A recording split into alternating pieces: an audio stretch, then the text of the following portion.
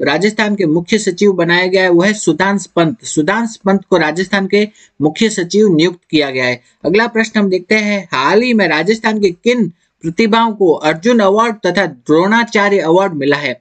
तो राजस्थान की कौन सी प्रतिभाएं हैं जिन्हें वर्तमान में अभी अर्जुन अवार्ड और द्रोणाचार्य अवार्ड मिला है? वो है अर्जुन अवार्ड तो मिला है किन्हें? दिव्य कीर्ति सिंह। किनको मिला है? दिव्य कीर्ति सिंह। दिव्य कीर्ति सिंह बहुत इंपॉर्टेंट है।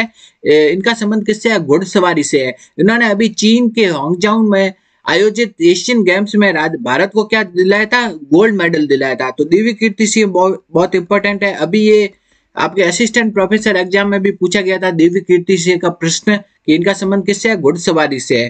तो अर्जुन अवार्ड तो किनको मिला है? दिव्य कीर्ति सिंह को मिला है। वो उनका संबंध किससे है? घुड़सवारी से है। और जबकि द्रोणाचार्य अवार्ड मिला है वो मिला है महावीर प्रसाद सैनी को। किनको? महावीर प्रसाद सैनी को मिला है। ये महावीर प्रसाद सैनी क्या है? पैरा एथलेटिक्स के कोच है। तो जो द्रोणाचार्य अवार्ड मिलता है वो तो किसको मिलता है? कोच को या प्रशिक्षक को मिलता है। जबकि जो अर्जुन अवार्ड मिलता है वो किसे मिलता है? खिलाड़ी को। तो अर्जुन अवार्ड किसे दिया गया है? वो दिया गया है दिव्य कीर्ति सिंह को। और द्रोणाचार्य अवार्ड मिला है वो मिला है महावीर प्रसाद सैनी को, जो कि पैरा एथलेटिक्स के कोच है। ये बहुत इंपॉर्टेंट है। अभी आपके आने वाले एग्जामों में पूछा जा सकता है कि अर्जुन अवार्ड किसे दिया गया है और द्रोणाचार्य अवार्ड किसे दिया गया है।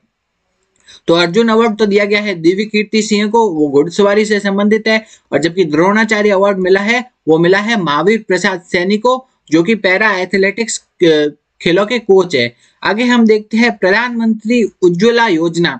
इसके तहत अभी राजस्थान में 1 जनवरी 2024 से, कब से? 1 जनवरी 2024 से प्रदेश के 73 लाख परिवारों को, कितने? 73 लाख परिवारों को 450 रुपए में गैस सिलेंडर उपलब्ध करवाया जाएगा। तो कितने रुपए में गैस सिलेंडर उपलब्ध करवाया जाएगा? 450 रुपए में गैस सिलेंडर उपलब्ध करवाया जाएगा। कब से? 1 जनवरी 2024 से। कितने परिवारों को? 73 लाख परिवारों को 450 रुपए में गैस सिलेंडर उपलब्ध करवाया जाएगा। आगे हम देखते हैं अन्नपूर्णा रसोई योजना। तो अन्नपूर्णा रसोई योजना, इसके बारे में देखते हैं। तो पहले क्या था? इंदिरा रसोई योजना। इंदिरा रसोई योजना का नाम बदल करके क्या कर दिया गया है? अन्नपूर्णा रसोई योजना। क्या कर दिया गया है? अन्नपूर्णा रसोई योजना। इसमें इंदिरा रसोई योजना में पहले कितना भोजन दिया जाता था? 450 ग्राम भोजन दिया जाता था। तो इसको बढ़ा करके अब कितना कर दिया गया है? 600 ग्राम भोजन कर दिया गया है अन्नपूर्णा रसोई योजना के अंतर्गत। तो अन्नपूर्णा रसोई योजना में अब कितना भोजन दिया जाएगा? 600 रुपए का भोजन दिया जाएगा। लेकिन जो राशि है, जो हमसे रुपए लिए जाते थे, वो वही रहेंगे जो पहले थे। तो अब हम आगे देखते हैं बाजरा, ज्वार और रागी। बाजरा, ज्वार और रागी, इन अन्नों को भी शामिल किया गया है अब अन्नपूर्णा रसोई योजना में। तो इंदिरा रसोई योजना का नाम बदल कर दिया गया अन्नपूर्णा रसोई योजना। इसमें 450 की जगह अब 600 ग्राम भोजन उपलब्ध करवाया जाएगा। और बाजरा, ज्वार, रागी जैसे अन्नों को भी शामिल किया गया है इस योजना के अंतर्गत। आगे हम देखते हैं विकसित भारत संकल्प यात्रा। ये इसके तहत भारत को कब तक विकसित राष्ट्र बनाने का संकल्प रखा गया है? तो वो है 2047 तक।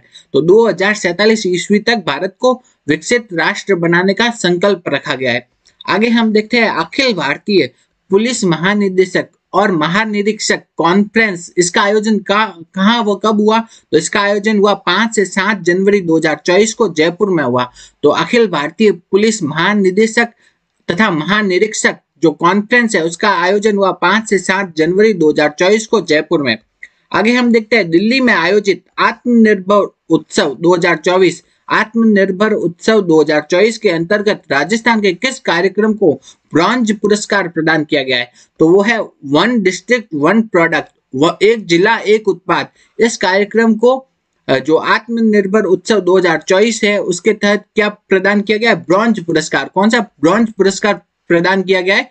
एक जिला एक उत्पाद, ODOP को। अब हम आगे फरवरी 2024 का राजस्थान करंट अफेयर्स पढ़ेंगे।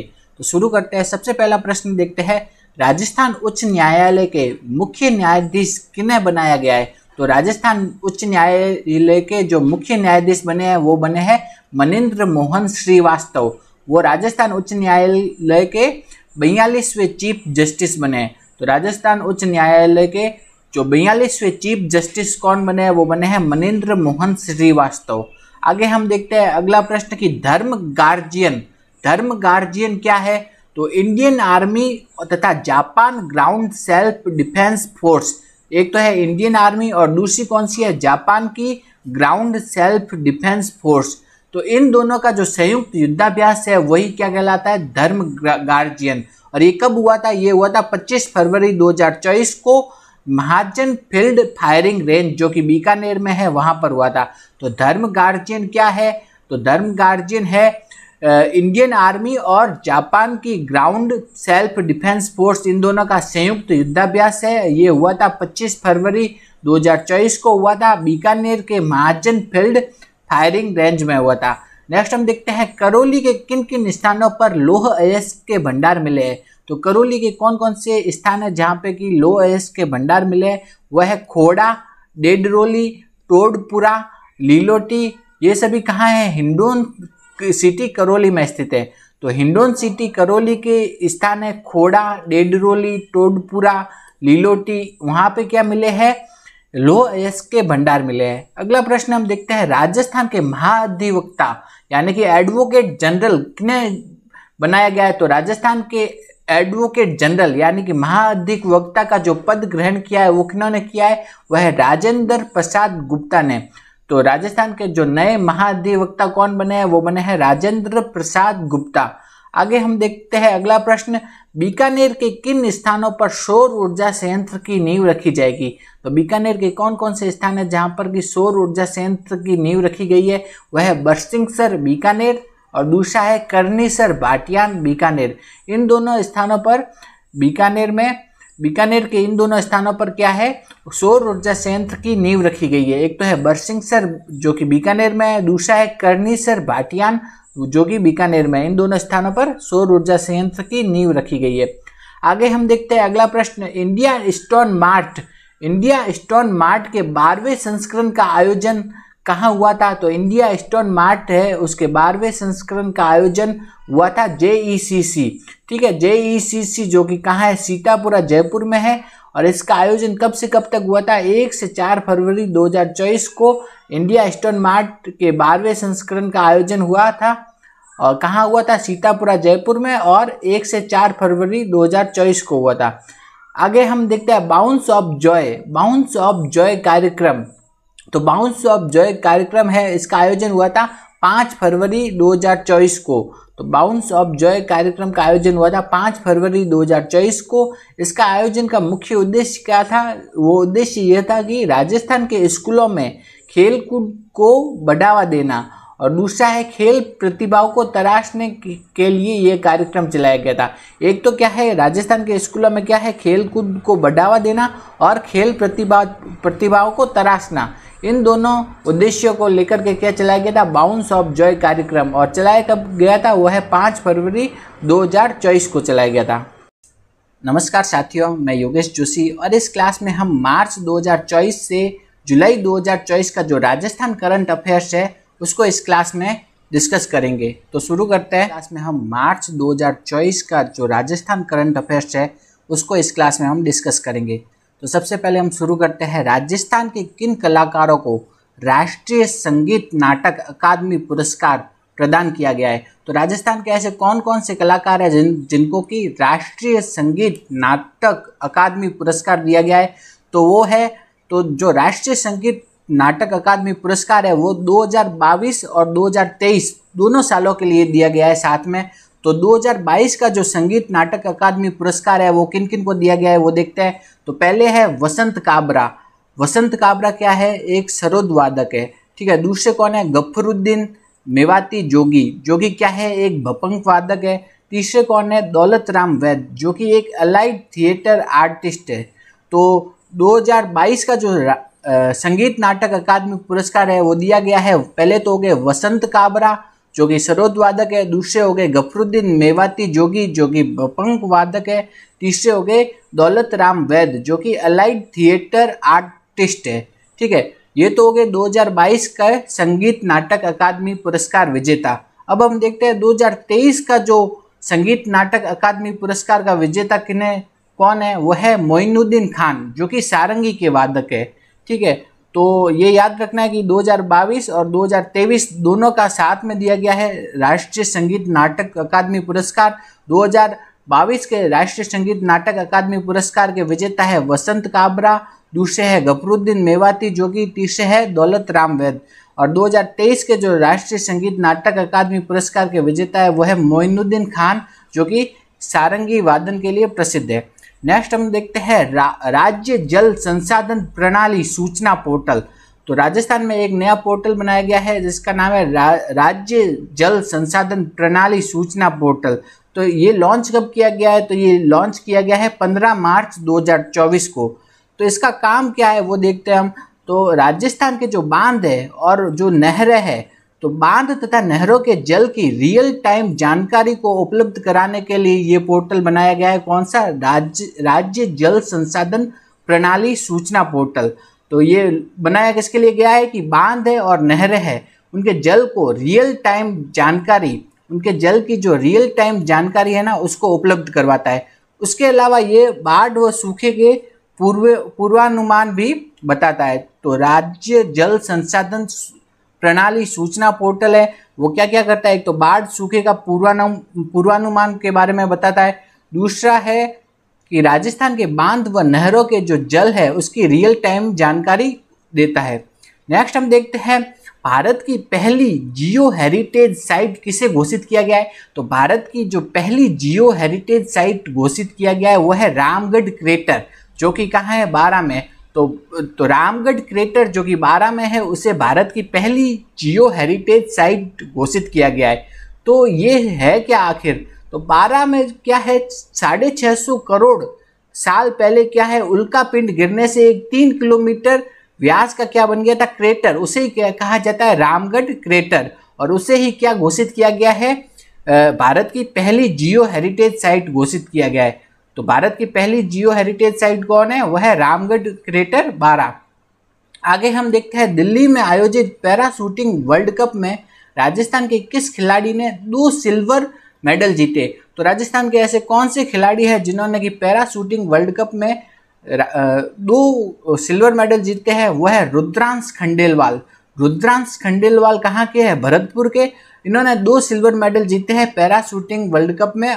एक तो इन्होंने जीता है 50 metre pistol SH team event में, और दूसरा है जीता है इन्होंने 50 मीटर पिस्टल व्यक्तिगत स्पर्धा में। तो रुद्रांश खंडेलवाल जो कि भरतपुर के हैं, उन्होंने 2 सिल्वर मेडल जीते हैं पैरा शूटिंग वर्ल्ड कप में। तो पहला तो जो जीता है वो है 50 metre pistol SH for team event में, और दूसरा जीता है 50 मीटर पिस्टल व्यक्तिगत स्पर्धा में जीता है। तो नेक्स्ट हम देखते हैं राजस्थान की किस खिलाड़ी ने पैरा शूटिंग वर्ल्ड कप 2024 में गोल्ड मेडल जीता है? वह है मोना अग्रवाल। कौन है? मोना अग्रवाल। इन्होंने 10 मीटर एयर राइफल एसएच में गोल्ड जीता है। आगे देखते हैं भारतीय पैरा ओलंपिक समिति के अध्यक्ष किन्हें चुना गया है? तो वो चुना गया है देवेंद्र झांझड़िया को। तो भारतीय पैरा ओलंपिक समिति के अध्यक्ष चुना गया है देवेंद्र झांझड़िया। नेक्स्ट है कि जैसलमेर के देवीकोट में 180 मेगावाट का सौर ऊर्जा संयंत्र किनके द्वारा स्थापित किया जाएगा? वो है Adani green energy limited, AGEL। Adani green energy limited कहाँ? जैसलमेर के देवीकोट में 180 मेगावाट का सौर ऊर्जा संयंत्र स्थापित करेगा। नेक्स्ट हम देखते हैं जल जीवन मिशन में शीर्ष रैंकिंग प्राप्त करने वाले प्रमुख जिले कौन कौन से हैं? तो पहला कौन हो गया? वो हो गया डीडवाना कुचामन। उसने कितने अंक प्राप्त किए हैं? 75.95 अंक प्राप्त किए हैं। दूसरा हो गया खेरतल व तिजारा, जिसने 70.47 अंक प्राप्त किए हैं। इस क्लास में हम अप्रैल 2024 का राजस्थान करंट अफेयर्स पढ़ेंगे। तो सबसे पहले हम देखते हैं कि राजस्थान के किन लोगों को 2024 का पद्म पुरस्कार मिला है। तो वो कौन कौन से लोग हैं जिनको कि 2024 का पद्म पुरस्कार मिला है और वो राजस्थान के हैं। पहले तो है जानकी लाल जी। ठीक है, जानकी लाल जी कहाँ के हैं? भीलवाड़ा के हैं। और ये किसके? ये स्वांग या बहुरूपिया के कलाकार है। तो पहले कौन है? जानकी लाल जो कि कहाँ के हैं? भीलवाड़ा के। वो स्वांग या बहुरूपिया के क्या है? कलाकार है। दूसरे कौन है? लक्ष्मण भट्ट तेलंग। कौन है? लक्ष्मण भट्ट तेलंग, जो कि कहाँ के है? जयपुर के, और वो क्या है? ध्रुपद गायक है। तीसरे कौन है? माया टंडन। माया टंडन कहाँ की है? जयपुर की। वो क्या है? एक समाज सेविका है। सड़क दुर्घटना में पीड़ितों की सहायता करती है माया टंडन। नेक्स्ट है अली मोहम्मद और गनी मोहम्मद। ये दोनों भाई कहाँ के हैं? बीकानेर के हैं। और ये क्या है, मांड गायक है। तो 4 पद्मश्री मिले हैं राजस्थान को और 5 व्यक्तियों को मिले हैं, ठीक है। तो अली मोहम्मद और गनी मोहम्मद इन दोनों को संयुक्त रूप से मिला है पद्मश्री पुरस्कार। तो कौन कौन से व्यक्ति है जिनको की पद्म पुरस्कार मिला है? पहले तो जानकी लाल जी, वो क्या है, स्वांग के कलाकार। दूसरे लक्ष्मण भट्ट तेलंग, वो किसके ध्रुपद गायक है। तीसरे है माया टंडन जो कि समाज सेविका है।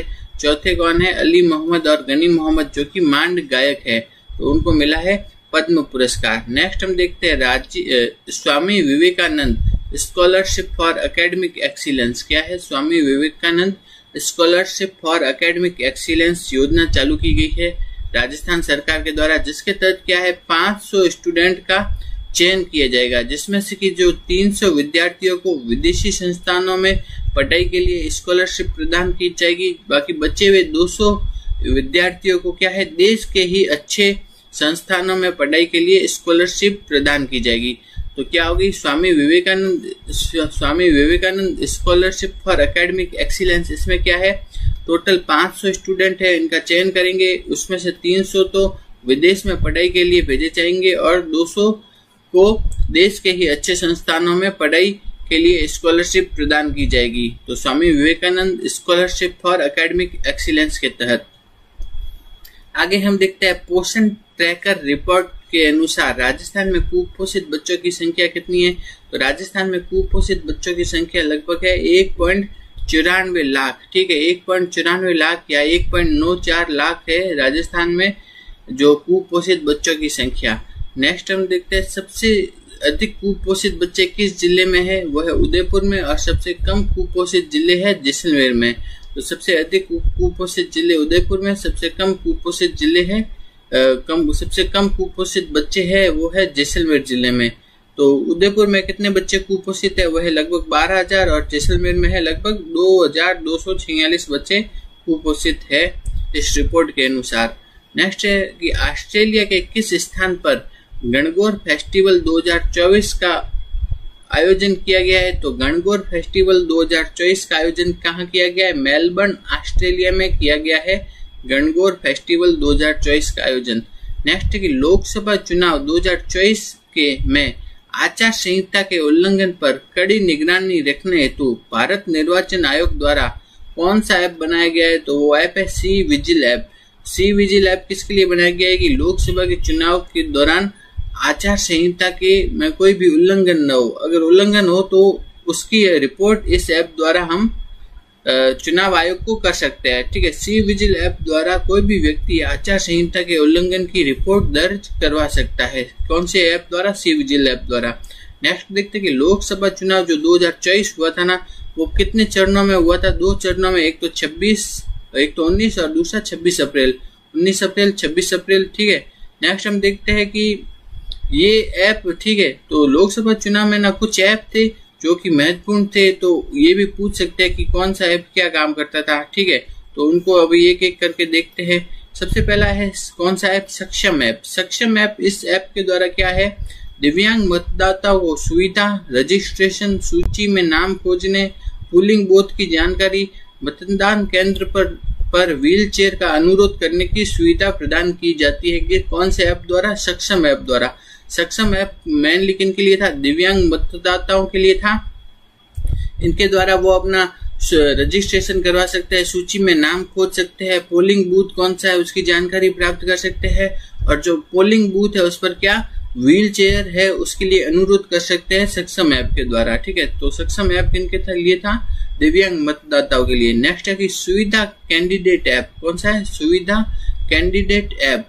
इस ऐप के द्वारा क्या है, उम्मीदवारों को सुविधा, नाम निर्देशन पत्र जमा करने व निर्वाचन से संबंधित अन्य अनुमति प्राप्त करने हेतु यह ऐप था।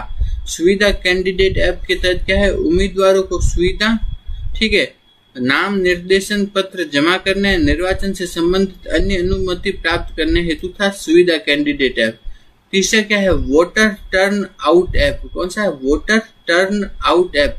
मतदान वाले दिन प्राप्त कर सकते हैं और मतदान प्रतिशत की जानकारी प्राप्त कर सकते हैं, ठीक है। तो इसके द्वारा क्या है, मतदान कितने प्रतिशत हुआ है उसकी जानकारी प्राप्त कर सकते हैं, क्या है, कौन से वोटर टर्न आउट ऐप के द्वारा। ठीक है, नेक्स्ट हम देखते हैं voter helpline app. Voter helpline app इसके द्वारा क्या है, मतदाता सूची में अपना नाम खोज सकते हैं, अपना मतदान केंद्र ढूंढ सकते हैं। तो कौन से ऐप के द्वारा, वोटर हेल्पलाइन ऐप के द्वारा मतदाता सूची में कोई भी मतदाता अपना नाम खोज सकता है, अपना उसका मतदान केंद्र कौन है उसका पता लगा सकता है इस ऐप के द्वारा। नेक्स्ट है C vigil app. C vigil app के द्वारा क्या है, आदर्श आचार संहिता के उल्लंघन की शिकायत दर्ज करवा सकता है। कौन से, जो आचार संहिता में अगर उल्लंघन हो रहा है तो उसकी शिकायत किस ऐप के द्वारा दर्ज करवाई जा सकती है, सी विजिल ऐप के द्वारा। और इस शिकायत का 100 मिनट में क्या होगा, समाधान किया जाएगा। नेक्स्ट है कि नो योर कैंडिडेट ऐप। कौन सा है, नो योर कैंडिडेट ऐप। तो वोट डालने से पहले अपने उम्मीदवार के बारे में जानकारी प्राप्त कर सकते हैं, कौन से ऐप के द्वारा, नो योर कैंडिडेट ऐप के द्वारा। क्लास में हम मई 2024 का जो राजस्थान करंट अफेयर्स है उसके बारे में पढ़ेंगे, उससे क्या क्या महत्वपूर्ण प्रश्न बन सकते हैं उनको देखेंगे। सबसे पहले देखते हैं राजस्थान के किन 2 मांड गायकों को पद्मश्री पुरस्कार प्रदान किया गया है। तो राजस्थान के कौन से 2 मांड गायक है जिनको की पद्मश्री पुरस्कार प्रदान किया गया है, वो है, एक तो है अली मोहम्मद और दूसरे है गनी मोहम्मद। ये दोनों बीकानेर के हैं। तो राजस्थान के जो बीकानेर के 2 भाई है अली मोहम्मद और गनी मोहम्मद, ये क्या है, मांड गायक है और इनको क्या मिला है, 2024 में पद्मश्री पुरस्कार प्रदान किया गया है। अली मोहम्मद और गनी मोहम्मद बीकानेर वालों को क्या मिला है, पद्मश्री पुरस्कार। आगे देखते हैं राजस्थान के नए हेड ऑफ फॉरेस्ट फोर्स किन्हें नियुक्त किया गया है। तो राजस्थान के हेड ऑफ फॉरेस्ट फोर्स नियुक्त किया गया है अरिजीत सिंह, IFS, जो कि इंडियन फॉरेस्ट सर्विस में है। अरिजीत सिंह, उन्हें राजस्थान के नए हेड ऑफ फॉरेस्ट फोर्स नियुक्त किया गया है। नेक्स्ट हम देखते हैं राजस्थान में फॉरेंसिक साइंस यूनिवर्सिटी कहाँ पे स्थापित होगी। तो फॉरेंसिक साइंस यूनिवर्सिटी बनेगी राजस्थान में, कहाँ, जयपुर में। फॉरेंसिक साइंस यूनिवर्सिटी कहाँ बनेगी, जयपुर में। नेक्स्ट है कि ग्रेट इंडियन ट्रेवल बाजार 2024 के 13वें संस्करण का आयोजन कहाँ हुआ था। तो ग्रेट इंडियन ट्रेवल बाजार 2024 के जो 13वें संस्करण है उसका आयोजन 5 से 7 मई 2024 को सीतापुरा जयपुर में हुआ था। तो ग्रेट इंडियन ट्रेवल बाजार 2024 के जो 13वें संस्करण है उसका आयोजन 5 से 7 मई 2024 को सीतापुरा जयपुर में हुआ था। नेक्स्ट हम देखते हैं राष्ट्रीय सहकार मसाला मेला 2024 का आयोजन कहाँ हुआ था। तो राष्ट्रीय सहकार जो मसाला मेला 2024 है उसका आयोजन 19 से 28 मई 2024 को जवाहर कला केंद्र जयपुर में हुआ था। तो राष्ट्रीय सलाहकार मसाला मेला 2024 का आयोजन 19 से 28 मई 2024 को जवाहर कला केंद्र जयपुर में हुआ था। नेक्स्ट हम देखते हैं राजस्थान में इंटीग्रेटेड हेल्थ मैनेजमेंट 2.0 चालू किया गया है, जिसके तहत क्या करेंगे, चिकित्सा तंत्र को पूरी तरह से ऑनलाइन किया जाएगा। तो चिकित्सा के तंत्र को पूरी तरह से ऑनलाइन करने के लिए राजस्थान में क्या चालू किया गया है, वो चालू किया गया है integrated health management 2.0। Integrated health management 2.0 चालू किया गया है, चिकित्सा तंत्र को पूरी तरह से ऑनलाइन करने के लिए चालू किया गया है। नेक्स्ट है भारत का पहला कॉमन फैसिलिटी सेंटर CFC कहाँ पे बनाया जाएगा। तो भारत का जो पहला कॉमन फैसिलिटी सेंटर यानी CFC बनाया जाएगा भिवाड़ी के करौली में। ठीक है, ये करौली नहीं है, ये क्या है, कारोली। कारोली कहाँ पे आता है, वो है भिवाड़ी में। ठीक है, तो भिवाड़ी के कारोली में क्या बनाया जाएगा, राजस्थान का पहला कॉमन फैसिलिटी सेंटर यानी कि CFC बनाया जाएगा।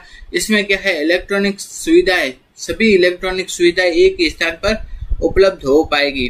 तो राजस्थान का पहला कॉमन फैसिलिटी सेंटर यानी कि CFC कहाँ बनाया जाएगा, भिवाड़ी के कारोली में, और यहाँ पे सभी इलेक्ट्रॉनिक सुविधाएं एक ही स्थान पर उपलब्ध हो पाएगी। नेक्स्ट हम देखते हैं डेजर्ट नेशनल पार्क, जो कि कहाँ है, जैसलमेर। वहां पे गोडावन है, गोडावन का क्या किया गया है, वाटर हॉल सर्वे किया गया है। तो वाटर हॉल सर्वेक्षण किया गया है किसका, गोडावन का। कहाँ, डेजर्ट नेशनल पार्क में। तो सर्वे में कितने गोडावन मिले हैं, 64 गोडावन दिखे, जिसमें से 21 गोडावन तो कहाँ पे दिखे, रामदेवरा में, और 43 गोडावन दिखे जैसलमेर में दिखे। जैसलमेर के किन किन गांवों में दिखे, सिपला, सुदासरी, बरना, जमरा, चौहानी, गजई माता, इन सभी गांवों में क्या दिखे, गोडावन दिखे। और 21 गोडावन कहाँ दिखे, रामदेवरा में। तो डेजर्ट नेशनल पार्क में जो गोडाउन है उनका क्या किया गया है, सर्वे किया गया है, जिसमें कि 64 गोडाउन मिले। 64 गोडाउन में से 21 गोडाउन तो कहाँ मिले, रामदेवरा में, और बाकी के जो 43 गोडाउन है वो जैसलमेर के कौन कौन से, सिपला, सुदासरी, बरना, जमरा, चौहानी और गजाई माता, इन गांवों में मिले हैं गोडाउन। नेक्स्ट है कि जैसलमेर के किन स्थानों पर गोडाउन प्रजनन केंद्रों का निर्माण किया गया है, ये इंपॉर्टेंट है। तो गोडाउन प्रजनन केंद्र कहाँ बनेंगे, वह सम, सुदासरी और रामदेवरा जो कि जैसलमेर में है वहां पे बनेंगे। जैसलमेर के सम, जैसलमेर के सुदासरी और जैसलमेर के रामदेवरा नामक स्थान पर गोडाउन प्रजनन केंद्रों का निर्माण होगा। नेक्स्ट हम देखते हैं, आगे हम देखते हैं कि राजस्थान विधानसभा अध्यक्ष वासुदेव देवनानी ने विधानसभा में 15 नई समितियों का गठन किया है। कब किया है, 17 मई 2024 को। तो विधानसभा के वर्तमान में अध्यक्ष कौन है, वो है वासुदेव देवनानी, और उन्होंने कितनी 15 समितियों का गठन किया है। कब किया है, 17 मई 2024 को विधानसभा में 15 नई समितियों का गठन किया है।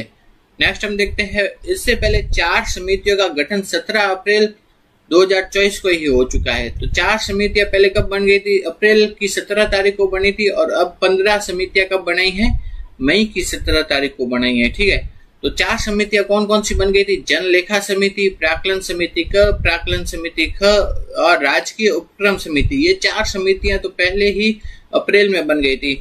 अब 15 नई समितियां और बनाई है। तो वर्तमान में राजस्थान की विधानसभा में कुल कितनी समितियां होगी, 15 + 4 19 समितियां होगी। ठीक है, 19 समितियां है राजस्थान विधानसभा में। नेक्स्ट हम देखते हैं, राजस्थान सरकार ने नदी परिवहन की राज्य स्तरीय समिति का गठन किया है, और उसके अध्यक्ष किन्हें बनाया गया है, अभय कुमार को बनाया गया है। तो राजस्थान की सरकार ने कौन सी समिति का गठन किया है, नदी परिवहन की राज्य स्तरीय समिति। तो नदी के जो परिवहन है उसकी राज्य स्तरीय समिति का गठन किया है राजस्थान सरकार ने, और उसका अध्यक्ष बनाया है अभय कुमार को।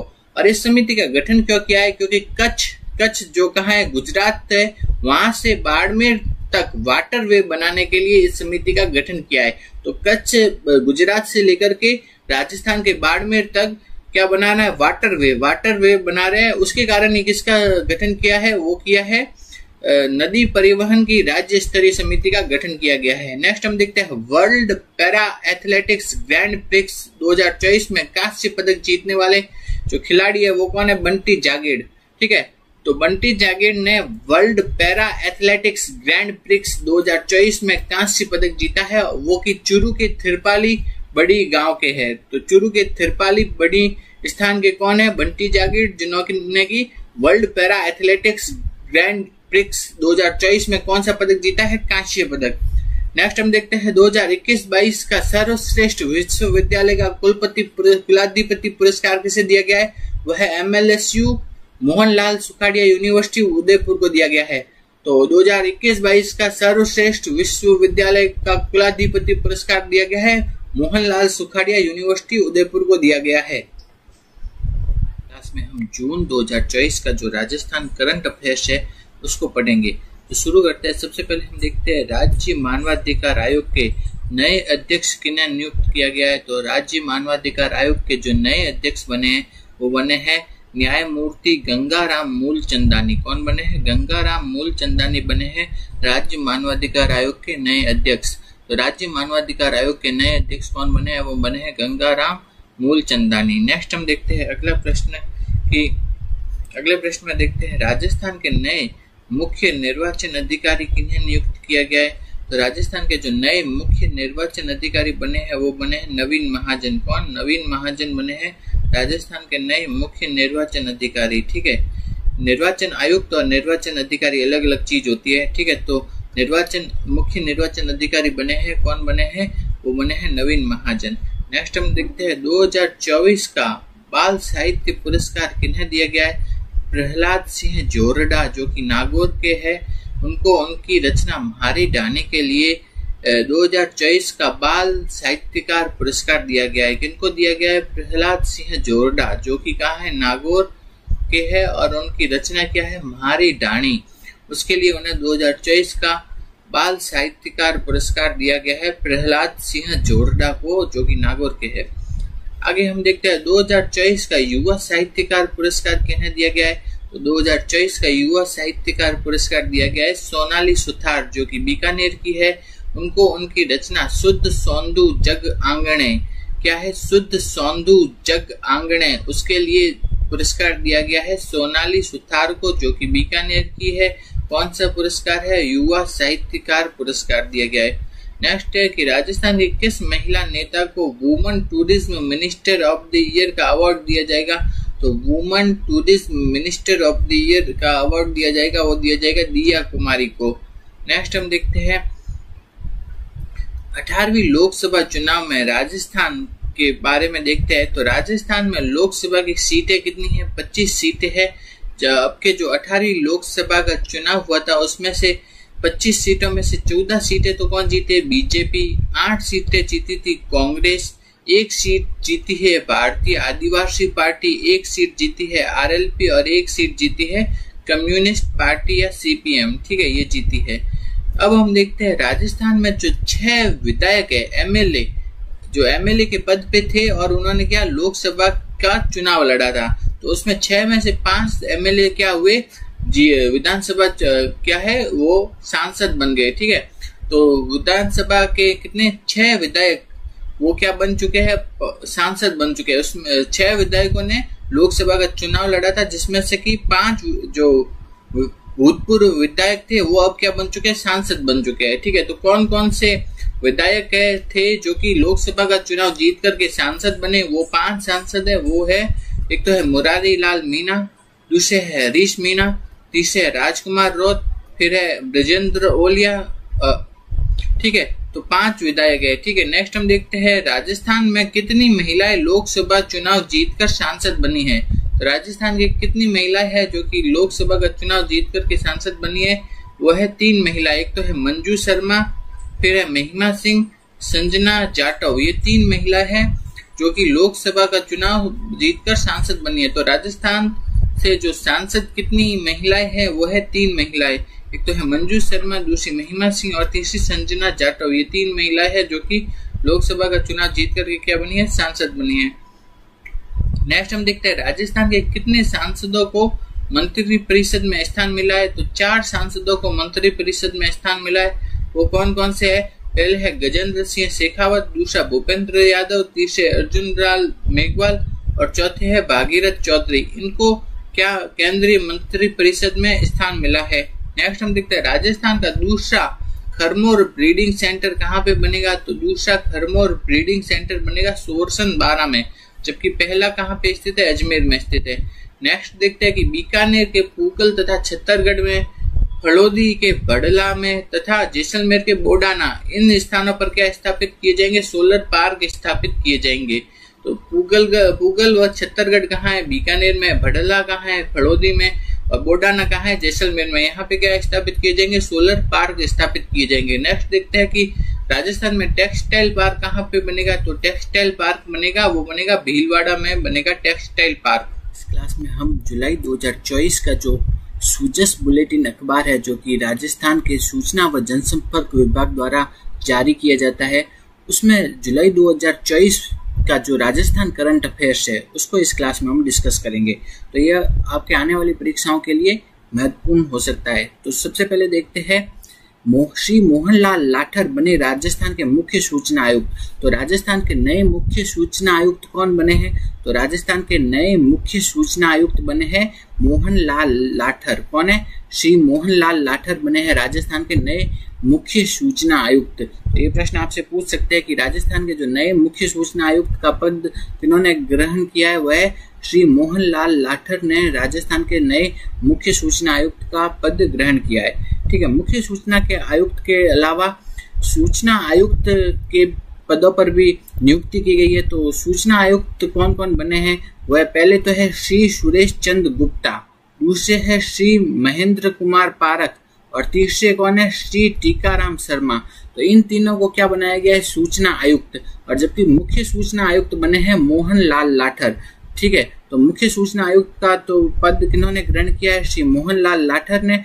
और मुख्य सूचना आयुक्त के अलावा जो सूचना आयुक्त का पद किन्होंने ग्रहण किया है वह है, पहले तो सूचना आयुक्त बने हैं सुरेश चंद्र गुप्ता, दूसरे सूचना आयुक्त बने हैं महेंद्र कुमार पारक, तीसरे सूचना आयुक्त बने हैं टीकाराम शर्मा, ये सूचना आयुक्त बने हैं। आगे हम देखते हैं अगला जो है वो आपके दिया गया है कि नवीन महाजन ने राज्य के नए मुख्य निर्वाचन अधिकारी के रूप में पदभार ग्रहण किया।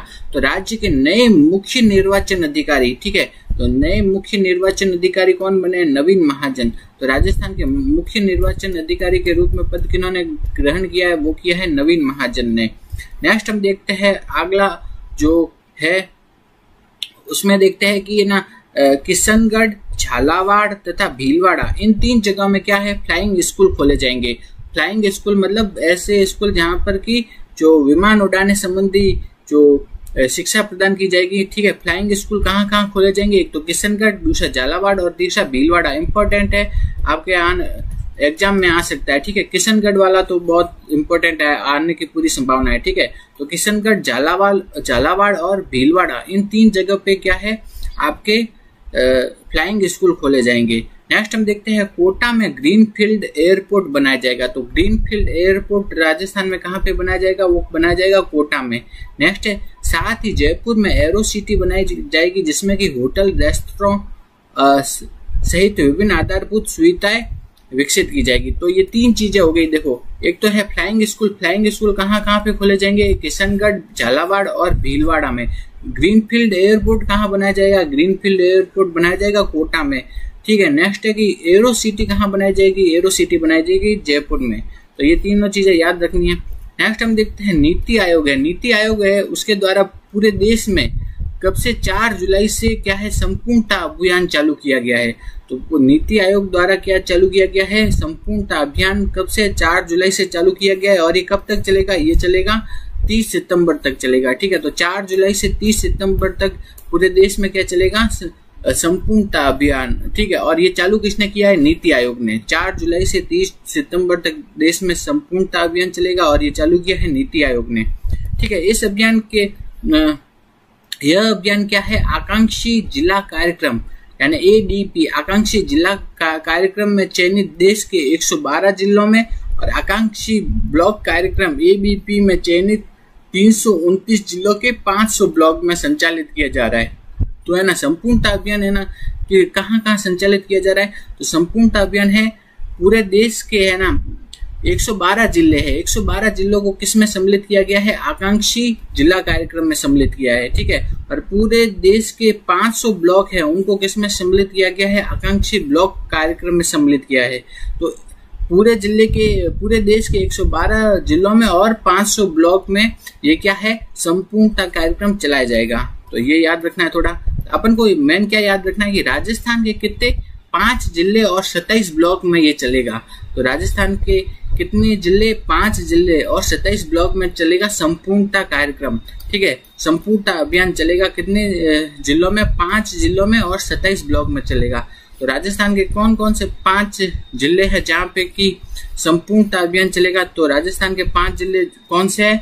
बारां, धौलपुर, जैसलमेर, करौली और सिरोही। कौन से? बारां, धौलपुर, जैसलमेर, करौली और सिरोही, इन 5 जिलों में संपूर्णता अभियान चलेगा राजस्थान के। और कितने? 27 ब्लॉक, 27 ब्लॉकों में भी ये संपूर्णता अभियान चलेगा। तो ये आपसे पूछ सकते हैं कि राजस्थान के कितने जिले और कितने ब्लॉकों में संपूर्णता अभियान चलेगा? तो 5 जिले और 27 ब्लॉक में चलेगा। और 5 जिले कौन से हैं? बारां, धौलपुर, जैसलमेर, करौली और सिरोही, इन 5 जिलों में संपूर्णता अभियान चलेगा। नेक्स्ट है फिर अभी बजट का जो परिवर्तित रूप लागू हुआ है, ठीक है। तो उसमें क्या क्या घोषणा की गई है वो देखते हैं। साधु वाली जो कहाँ है? श्रीगंगानगर में, वहां पे क्या खोली जाएगी? गाजर मंडी, ठीक है। साधु वाली श्रीगंगानगर में गाजर मंडी खोली जाएगी। जैसलमेर में क्या खोली जाएगी? जीरा मंडी। मनोहर थाना जो झालावाड़ में है वहां पे खोली जाएगी लहसुन मंडी। भूसावर जो कि भरतपुर में है वहां फूड पार्क खोला जाएगा और भरतपुर में फूड प्रोसेसिंग पार्क खोला जाएगा। तो बजट में ये घोषणा की गई है कि साधु वाली गंगानगर में खोली जाएगी गाजर मंडी, जैसलमेर में खोली जाएगी जीरा मंडी, मनोहर थाना झालावाड़ में खोली जाएगी लहसुन मंडी, भूसावर में खोला जाएगा फूड पार्क और भरतपुर में खोला जाएगा फूड प्रोसेसिंग पार्क खोला जाएगा। तो ये याद रखना है थोड़ा। नेक्स्ट हम देखते हैं एक योजना चालू की है बजट में कि गोवर्धन जैविक उर्वरक योजना। क्या है? गोवर्धन जैविक उर्वरक योजना। तो गोवर्धन जैविक उर्वरक योजना है, उसमें क्या है, गोवंश से जैविक खाद उत्पादन के लिए किसानों को गोवर्धन जैविक योजना के तहत कितने 10,000 रुपए की राशि प्रदान की जाएगी। तो ये गोवर्धन जैविक उर्वरक योजना में क्या है कि गोवंश है, गोवंश यानी गायों से जैविक खाद को बनाने के लिए किसानों को सहायता राशि दी जाएगी 10,000 रुपए की। यही है गोवर्धन जैविक खाद योजना। नेक्स्ट हम देखते हैं, बजट में एक घोषणा की गई है कि प्रत्येक जिले में पीएम सूर्य घर योजना के तहत आदर्श सौर ग्राम बनाया जाएगा। प्रत्येक जिला है वहां पे ना पीएम सूर्य घर योजना चल रही है, उसके तहत क्या बनाया जाएगा, आदर्श सौर ग्राम। और इन आदर्श सौर ग्रामों में क्या है, 2 मेगावाट की क्षमता तक के सोलर पावर प्लांट की स्थापना की जाएगी और उसके लिए 40% तक का अनुदान दिया जाएगा।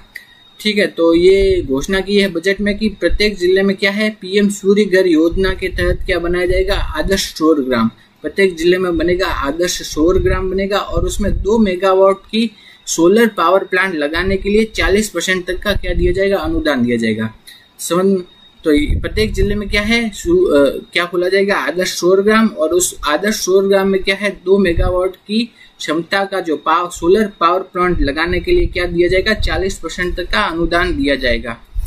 तो नेक्स्ट हम देखते हैं अपना अगला, तो बजट में ये कहा गया है कि मुख्यमंत्री मंगला पशु बीमा योजना, इंपॉर्टेंट है, ये पूछ सकते हैं, मुख्यमंत्री मंगला पशु बीमा योजना, इसके तहत क्या है, 21 लाख पशुओं का बीमा किया जाएगा। कितने, 21 लाख पशुओं का बीमा किया जाएगा। और इसमें क्या है, 5 लाख क्या है गाय, 5 लाख भैंस, 5 लाख भेड़, 5 लाख बकरी और 1 लाख ऊँटों, इतना इनका बीमा किया जाएगा। ठीक है, तो ये इंपॉर्टेंट है, पूछ सकते हैं कि मुख्यमंत्री मंगला पशु बीमा योजना में क्या है, कितने 21 लाख पशुओं का बीमा किया जाएगा और इसमें लागत आएगी 400 करोड़ की, जिसमें कि 5 लाख गाय का, 5 लाख भैंस का, 5 लाख भेड़, 5 लाख बकरी और 1 लाख ऊँटों का बीमा किया जाएगा। इसके तहत मुख्यमंत्री मंगला पशु बीमा योजना के तहत। नेक्स्ट हम देखते हैं शाहबाद जो कि 12 में है, शहरिया जनजाति वर्ग हेतु तीरंदाजी व एथलेटिक्स अकादमी खोली जाएगी। अजमेर जिला मुख्यालय पर एथलेटिक्स अकादमी खोली जाएगी। ठीक है, तो शाहबाद जो कि 12 में है, वहां पे शहरिया जनजाति वर्ग हेतु तीरंदाजी एथलेटिक्स खेल अकादमी और अजमेर जिला मुख्यालय में एथलेटिक्स खेल अकादमी की स्थापना की जाएगी। हमने देखा था कि कोटा में क्या खोला जाएगा, ग्रीनफील्ड एयरपोर्ट। ठीक है, तो ग्रीनफील्ड एयरपोर्ट कहाँ खोला जाएगा, कोटा में। तो ग्रीनफील्ड एयरपोर्ट खोलने के लिए क्या है, भारतीय विमानपत्तन प्राधिकरण, नगरीय विकास विभाग और नागरिक उड्डयन विभाग, इन तीनों के बीच क्या हुआ है, एमओयू हुआ है। तो ग्रीनफील्ड एयरपोर्ट कहाँ खोला जाएगा, कोटा में। और उस ग्रीनफील्ड एयरपोर्ट को खोलने के लिए 3 के बीच एमओयू हुआ है। वो 3 कौन कौन से है विभाग, एक है भारतीय विमानपत्तन प्राधिकरण, दूसरा है नगरीय विकास विभाग और तीसरा है नागरिक उड्डयन विभाग। इन तीनों के बीच में क्या हुआ है, एमओयू हुआ है। नेक्स्ट हम देखते हैं, नेक्स्ट हम जो आपके सूचस बुलेटिन में जो दिया गया है, भीलवाड़ा जिले के मांडल ब्लॉक में, कौन से, भीलवाड़ा जिला है, उसका कौन सा ब्लॉक है, मांडल ब्लॉक। ठीक है, तो भीलवाड़ा जिला का मांडल ब्लॉक ऐसा पहला ब्लॉक बन गया है, मांडल राज्य का ऐसा पहला ब्लॉक बन गया है जहां जल जीवन मिशन के तहत 100% घरों में नल कनेक्शन के माध्यम से स्वच्छ पेयजल उपलब्ध कराया जा रहा है। तो मांडल जो कि भीलवाड़ा में है, वो ऐसा पहला ब्लॉक बन गया है जहां की जल जीवन मिशन के तहत क्या है, उसके सारे के सारे घरों में 100% घरों में क्या है, नल कनेक्शन उपलब्ध करा दिया गया है और वहां से स्वच्छ पेयजल उपलब्ध कराया जा रहा है। तो भीलवाड़ा का जो मांडल ब्लॉक है वो ऐसा पहला ब्लॉक बन गया है जहां पे कि जल जीवन मिशन के तहत 100% घरों में नल का कनेक्शन उपलब्ध करवा दिया गया है। नेक्स्ट हम देखते हैं सलूम्बर जो नया जिला बना है, उसके जिला कलेक्टर जसमीत सिंह संधू। ठीक है, जसमीत सिंह संधू ने एक नवाचार के रूप में एक कैंप चालू किया जिसका नाम है पहल कैंप। पहल कैंप में क्या है कि हर पात्र व्यक्ति को सरकार की जन कल्याणकारी योजनाओं से लाभान्वित कर उनके जीवन स्तर में वो बेहतर बनाने के लिए केंद्र व राज्य सरकार की योजनाओं से जोड़ने के लिए एक कैंप चलाया है। तो सलूम्बर है, वहाँ के कलेक्टर है, उन्होंने क्या किया है, एक पहल कैंप चलाया है। पहल कैंप किस लिए चलाया है, ताकि वह हर एक व्यक्ति को सरकार की जो योजना है उनसे जोड़ सके और उन्हें उनका लाभ प्रदान कर सके, उसलिए चलाया है पहल कैंप। ठीक है, और कहाँ चला गया है, वो है सलुम्बर में चलाया गया है। नेक्स्ट हम देखते हैं वरिष्ठ नागरिक तीर्थ यात्रा योजना चलती है राजस्थान में। वरिष्ठ नागरिक तीर्थ यात्रा योजना, तो उसके तहत क्या है, वरिष्ठ नागरिकों को तीर्थ यात्रा करवाई जाती है। तो इस साल कितने 36,000 वरिष्ठ नागरिकों को तीर्थ यात्रा कराई जाएगी। तो इस साल कितने 36,000 जो वरिष्ठ नागरिक है उनको क्या कराई जाएगी, तीर्थ यात्रा कराई जाएगी। ठीक है, तो 36,000 है। और उसके अलावा राज्य सरकार द्वारा 100 करोड़ रुपए खाटू श्याम जी के मंदिर की भव्यता को प्रदान किए गए हैं। कितने 100 करोड़ रुपए। ठीक, तो इस साल कितने वरिष्ठ नागरिकों को यात्रा कराई जाएगी, 36,000। 36,000 कैसे कैसे है वो देख लेते हैं। 15,000 को तो क्या कराई जाएगी, अयोध्या की यात्रा कराई जाएगी। ठीक है, 15,000 वरिष्ठ जो नागरिक है उनको किसकी यात्रा कराई जाएगी, अयोध्या की। बाकी के 15,000 है उनको क्या है, रेल से विभिन्न तीर्थ स्थल जैसे रामेश्वरम, जगन्नाथपुरी, वैष्णो देवी, अमृतसर, गंगा सागर, तिरुपति, कामाख्या, मथुरा, वृंदावन, मथुरा, अयोध्या, इन जगह की यात्रा कराई जाएगी। ठीक है, 15,000 को तो कहा किसकी, अयोध्या की यात्रा कराई जाएगी। 15,000 को रेल के माध्यम से इन बाकी सब जगह रामेश्वरम, जगन्नाथपुरी वगैरह इन सभी जगह की। और जो 6,000 जो है वरिष्ठ योगीजन उनको क्या है, पशुपतिनाथ काठमांडू की हवाई यात्रा कराई जाएगी। 6,000 को क्या कराई जाएगी, हवाई यात्रा। बाकी सभी को क्या है, रेल यात्रा कराई जाएगी। तो कुल कितने 36,000 वरिष्ठ नागरिकों को इस साल क्या कराई जाएगी, तीर्थ यात्रा कराई जाएगी। नेक्स्ट है रणथंभौर के कुल्हाड़ी बंद पंचायत अभियान। ठीक है, तो कुल्हाड़ी बंद पंचायत ये अभियान कहाँ चलाया गया, ये चलाया गया रणथंभौर में। कुल्हाड़ी बंद अभियान जो चलाया गया वो कहाँ चलाया गया, रणथंभौर में। इसके तहत क्या है, जो स्थानीय समुदायों ने वन में कुल्हाड़ी नहीं लेकर जाने का प्रण लिया है। तो कुल्हाड़ी बंद अभियान चलाया गया है रणथंभौर में। उसके तहत क्या है, लोगों ने ये प्रण लिया कि वो वनों में कुल्हाड़ी लेकर नहीं जाएंगे। नेक्स्ट हम देखते हैं गोपाल क्रेडिट कार्ड योजना। क्या है, गोपाल क्रेडिट कार्ड योजना। इसके तहत क्या है, 1 लाख रुपए तक का ब्याज मुक्त लोन उपलब्ध कराया जाता है। तो गोपाल क्रेडिट कार्ड योजना के तहत क्या है, 1 लाख रुपए तक का ब्याज मुक्त ऋण उपलब्ध कराया जाता है। और ये इसका लाभ क्या है, 5 लाख गोपालकों को मिलेगा। पहले चरण में कितने 5 लाख गोपालकों को इसका लाभ मिलेगा। ठीक है, नेक्स्ट हम देखते हैं निःशुल्क दवा योजना के क्रियान्वयन में राजस्थान का पूरे देश में कौन सा स्थान प्राप्त किया है, पहला। निःशुल्क दवा योजना के मामले में राजस्थान ने पूरे देश में कौन सा स्थान प्राप्त किया है, पहला। नेक्स्ट है राजस्थान के नए राज्यपाल कौन बने हैं, श्री हरिभाऊ किशनराव वागड़े। ठीक है, राजस्थान के नए राज्यपाल का पद किन्होंने ग्रहण किया है, श्री हरिभाऊ किशनराव वागड़े ने। ठीक है, तो इम्पोर्टेंट है कि राजस्थान के नए राज्यपाल कौन बने हैं, श्री हरिभाऊ किशनराव वागड़े बने हैं।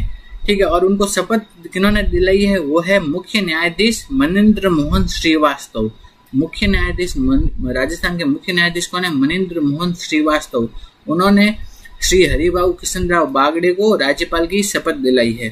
नेक्स्ट हम देखते हैं, ये इंपॉर्टेंट है, आपसे पूछ सकते हैं कि किशनगढ़ है, किशनगढ़ में क्या है, Aviana aviation academy flight school का चालू हुआ है। ठीक है, तो यह क्या है, फ्लाइट स्कूल राज्य का पहला उड़ान प्रशिक्षण केंद्र है। तो राजस्थान का पहला उड़ान प्रशिक्षण केंद्र या फ्लाइट स्कूल कहाँ पे बना है, वो है किशनगढ़ में। ठीक है, राज्य का पहला फ्लाइट स्कूल या उड़ान प्रशिक्षण केंद्र कहाँ बना है, वो बना है किशनगढ़ में। वो कौन सा है, अवियाना एविएशन एकेडमी।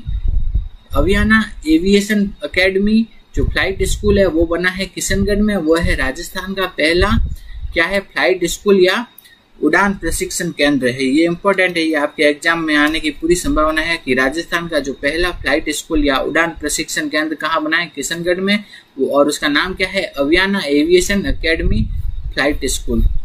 नेक्स्ट हम देखते हैं राजस्थानी तीज उत्सव 2024 के तहत नई दिल्ली स्थित बीकानेर हाउस में भव्य कार्यक्रम आयोजित हुए। तो नई दिल्ली में क्या है, बीकानेर हाउस है, उसमें तीज उत्सव उठाना, उसके तहत अनेक कार्यक्रम आयोजित हुए।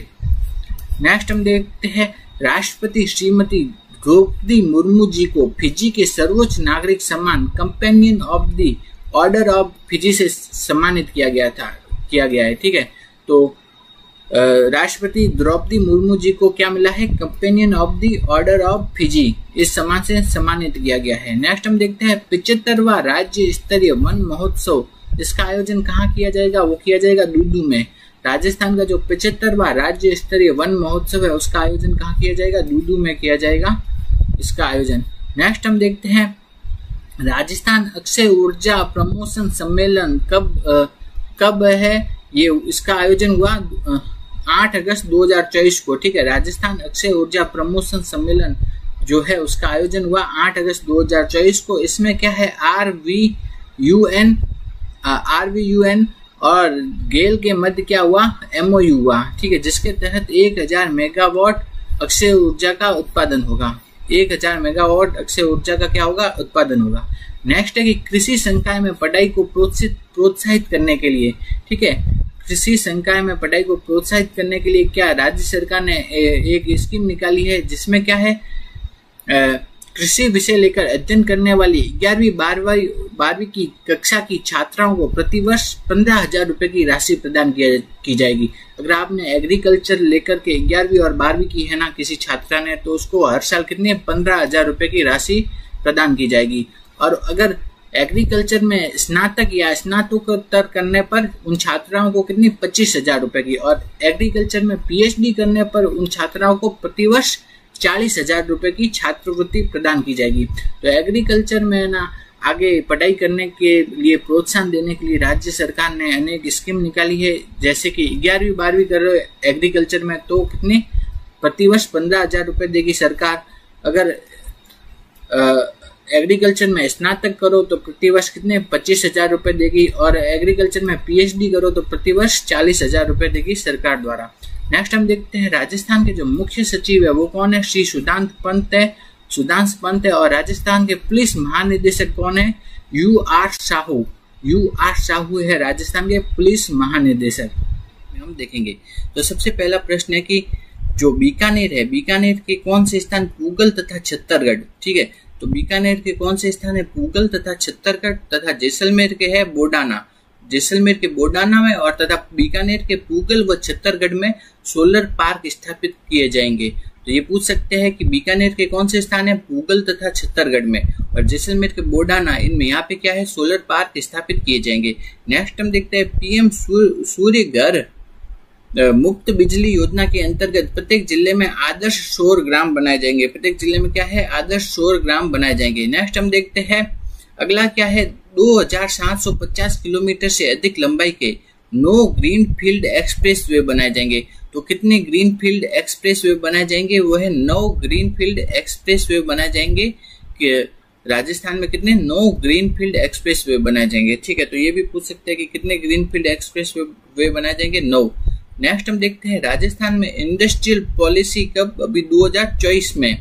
ठीक है, तो इंडस्ट्रियल पॉलिसी क्या है? 2024 अपन को याद रखना है। तो ये पूछ सकते हैं अपन से राजस्थान में Rajasthan petro zone RPZ, Rajasthan petro zone कहाँ पे बनाया जाएगा? वो है बालोतरा में। तो राजस्थान पेट्रो जोन बनाया जाएगा बालोतरा में, इंपोर्टेंट है। तो राजस्थान पेट्रो जोन कहाँ बनाया जाएगा? बालोतरा में। नेक्स्ट है कि जयपुर में global technology and application centre बनाया जाएगा। ठीक है, तो जयपुर में क्या है? Amrit global technology and application centre कहाँ पे बनाया जाएगा? वो बनाया जाएगा जयपुर में। तो Amrit global technology and application centre कहाँ पे बनाया जाएगा? वो बनाया जाएगा जयपुर में बनाया जाएगा। नेक्स्ट है, ये आपसे पूछ सकते हैं कि टेक्सटाइल पार्क कहाँ पे बनाया जाएगा? टेक्सटाइल पार्क बनाया जाएगा भीलवाड़ा में। सिरेमिक पार्क बनाया जाएगा बीकानेर में। तो इम्पोर्टेंट है सिरेमिक पार्क, आपसे एग्जाम में पूछ सकते हैं कि सिरेमिक पार्क कहाँ पे स्थापित किया जाएगा राजस्थान में? वह है बीकानेर में। नेक्स्ट है इंडस्ट्रियल एंड लॉजिस्टिक हब, ये कहाँ पे बनाया जाएगा? बांदीकुई दौसा में। इंडस्ट्रियल एंड लॉजिस्टिक हब बनाया जाएगा बांदीकुई दौसा में बनाया जाएगा। नेक्स्ट है कि सोलर पैनल मैन्युफैक्चरिंग पार्क, ठीक है, सोलर पैनल मैन्युफैक्चरिंग पार्क ये बनाया जाएगा काकानी या रोहटपाली में बनाया जाएगा। सोलर पैनल मैन्युफैक्चरिंग पार्क बनाया जाएगा काकानी या रोहटपाली में। नेक्स्ट है कि biomass pellet and chemical manufacturing park, biomass का जो पैलेट है एंड केमिकल मैन्युफैक्चरिंग पार्क है वो बनाया जाएगा बांसवाड़ा में। नेक्स्ट है कि किशनगढ़ में टाइल्स मैन्युफैक्चरिंग पार्क बनाया जाएगा। टाइल्स मैन्युफैक्चरिंग पार्क कहाँ है? किशनगढ़ में। जबकि जोधपुर में क्या है? हैंडीक्राफ्ट पार्क बनाया जाएगा। जोधपुर में हैंडीक्राफ्ट पार्क बनाया जाएगा। उसके अलावा वेस्ट रिसाइकलिंग पार्क भी बनाया जाएगा जोधपुर में। तो ये आप उनको पूछ सकते हैं। तो देखना है क्या है, टेक्सटाइल पार्क कहाँ है? टेक्सटाइल पार्क है भीलवाड़ा में। टेक्सटाइल पार्क है भीलवाड़ा में। सिरेमिक पार्क है कहाँ? बीकानेर में। ठीक है। इंडस्ट्रियल एंड लॉजिस्टिक हब है वो है बांदीकुई दौसा में। सोलर पैनल मैन्युफैक्चरिंग पार्क है काकानी रोहट में। Biomass pellet and chemical manufacturing park है बांसवाड़ा में। टाइल्स मैन्युफैक्चरिंग पार्क है किशनगढ़ में और हैंडीक्राफ्ट पार्क है जोधपुर में। ये सब बनाए जाएंगे। जो नेक्स्ट हम देखते हैं Rajasthan one district one product policy कभी कब लागू की गई है? वो लागू की गई है 2024 में। नेक्स्ट है कि जैसलमेर में क्या है? Fossil park and open rock museum बनाया जाएगा। इंपॉर्टेंट है, पूछ सकते हैं कि fossil park and open rock museum कहाँ पे बनाया जाएगा? वो बनाया जाएगा जैसलमेर में। नेक्स्ट है सांबर झील खींचन जो संरक्षित क्षेत्र है, शेरगढ़ अभ्यारण्य, मनसा माता संरक्षित क्षेत्र और बस्सी वन्य जीव अभ्यारण्य, इनको क्या है? इको टूरिज्म साइट घोषित किया गया है। तो किन किन को घोषित किया गया? एक तो है गया सांबर झील, दूसरा है खींचन संरक्षित क्षेत्र, तीसरा शेरगढ़ अभ्यारण्य, फिर मनसा माता संरक्षित क्षेत्र और बस्सी वन्य जीव अभ्यारण्य को इको टूरिज्म साइट घोषित किया गया है। नेक्स्ट है कि सरिस्का और रणथंभौर में क्या है? ईवी बेस्ड ट्रांसपोर्ट सिस्टम चालू किया गया है। नेक्स्ट है, अब हम देखते हैं कि मंदिरों के जीर्णोद्धार के लिए विकास कार्य के लिए सरकार कार्य कर रही है। इसी तहत क्या है? खाटू श्याम के जी के मंदिर के लिए कितना 100 करोड़ की राशि प्रदान की गई है। खाटू श्याम जी के मंदिर के लिए 100 करोड़ की राशि प्रदान की गई है। नेक्स्ट है कि वीर बालिका कालीबाई संग्रहालय कहाँ बनाया जाएगा? उदयपुर में। तथा शिल्पग्राम कहाँ बनाया जाएगा? डूंगरपुर में। इंपॉर्टेंट है, शिल्पग्राम कहाँ बनाया जाएगा? अभी डूंगरपुर में बनाया जाएगा। नेक्स्ट है कि राज्य अभिलेखागार जो कि कहाँ पे स्थित है? बीकानेर में स्थित है। तो राज्य अभिलेखागार कहाँ स्थित है? बीकानेर में। उसमें क्या है? हिस्टोरिकल जो स्क्रिप्ट्स है उनका क्या किया जाएगा? डिजिटाइजेशन किया जाएगा। तो हिस्टोरिकल स्क्रिप्ट्स का क्या किया जाएगा? डिजिटाइजेशन। और नेक्स्ट ये वाला बहुत इंपॉर्टेंट है, ये आपके एग्जाम में आपको देखने को मिलेगा जरूर कि है ना, ये वाला आपको आने वाले एग्जाम में किसी न किसी एग्जाम में जरूर देखने को मिलेगा। किशनगढ़ जो अजमेर है वहां पे तथा हमीरगढ़ भीलवाड़ा में क्या है? फ्लाइंग ट्रेनिंग सेंटर ट्रेनिंग चालू की जाएगी। तो फ्लाइंग ट्रेनिंग मतलब जो विमान को उड़ाने की जो ट्रेनिंग वगैरह है ना, उसके स्कूल ट्रेनिंग स्कूल कहाँ पे स्थापित किए जाएंगे?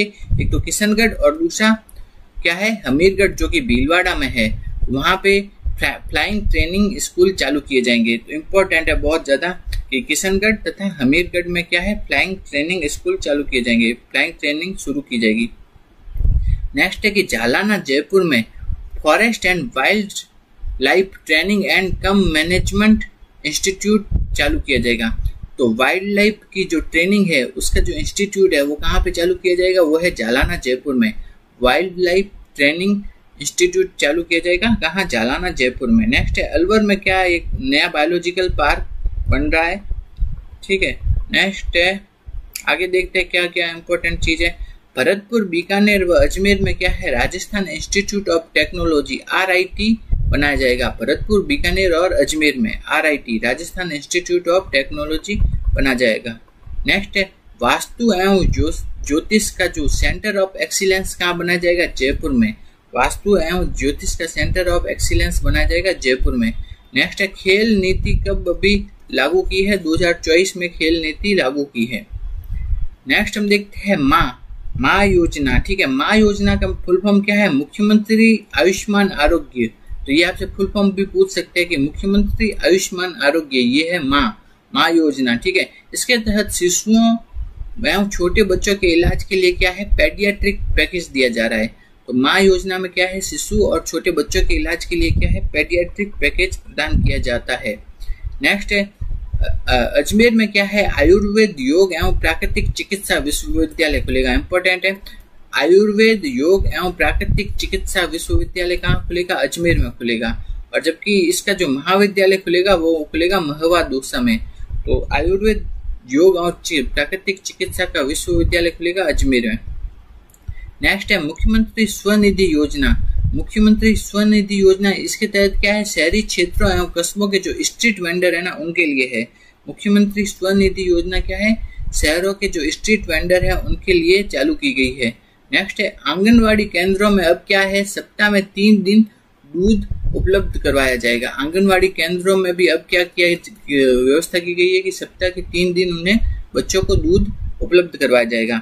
जनजाति समुदाय के बच्चों के लिए क्या है, माँ बाड़ी केंद्रों का विकास किया जाएगा। क्या माँ बाड़ी केंद्र के जनजाति समुदाय के बच्चों के लिए माँ बाड़ी केंद्रों का विकास किया जाएगा। नेक्स्ट है कि मस्कुलर जो डिस्ट्रॉफी है उससे जो ग्रसित रोगी है उनके साथ जो सहयोगी जा रहा है उनको भी रोडवेज बसों में निःशुल्क यात्रा प्रदान की जाएगी। तो जो रोगी है उनको तो की जाएगी, उसके अलावा जो उनके सहयोगी है उनको भी रोडवेज में निःशुल्क यात्रा की सुविधा दी जाएगी। नेक्स्ट है कि स्वयं सिद्धा का सेंटर ऑफ एक्सीलेंस कहाँ खोला जाएगा, वो खोला जाएगा जामडोली जयपुर में। स्वयं सिद्धा का सेंटर ऑफ एक्सीलेंस खोला जाएगा कहाँ, जामडोली जयपुर में खोला जाएगा स्वयं सिद्धा का सेंटर ऑफ एक्सीलेंस। आगे हम देखते हैं कि क्या इंपॉर्टेंट प्रश्न बन सकता है।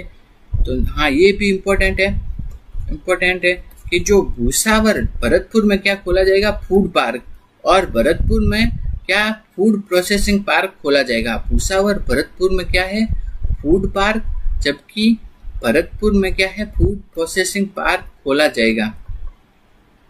नेक्स्ट हम देखते हैं, तो आप शुरू करते हैं। सबसे पहला प्रश्न देखते हैं, राजस्थान के राज्यपाल श्री हरि भाऊ बागड़े। तो अभी वर्तमान में राजस्थान के नए राज्यपाल कौन बने हैं, वो बने हैं श्री हरि भाऊ बागड़े। ठीक है, तो श्री हरि भाऊ बागड़े बने हैं राजस्थान के नए राज्यपाल।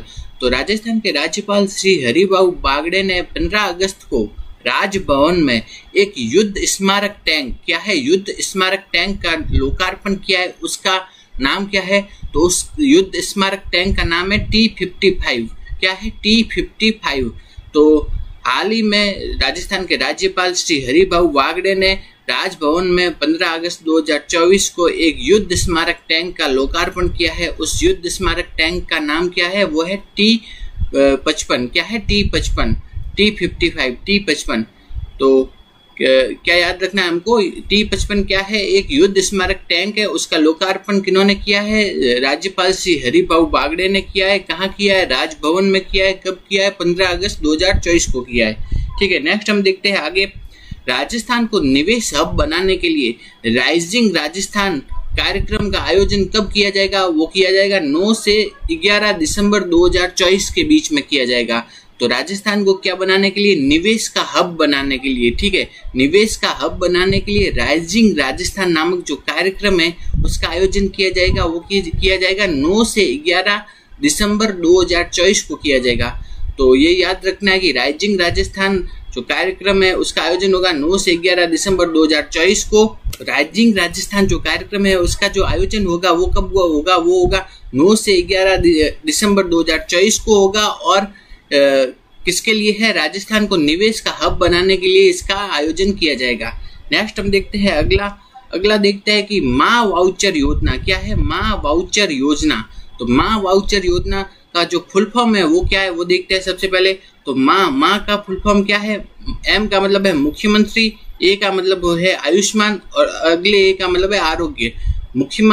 मुख्यमंत्री आयुष्मान आरोग्य वाउचर योजना। माँ वाउचर योजना का फुल फॉर्म क्या है, मुख्यमंत्री आयुष्मान आरोग्य वाउचर योजना। तो माँ वाउचर योजना इसके तहत क्या है, तो इसके तहत जो गर्भवती महिला है उनको जो ये निजी जांच केंद्र है वहां पर प्रसव से पूर्व अपनी जांच निःशुल्क करवाने की सुविधा प्रदान की जाएगी।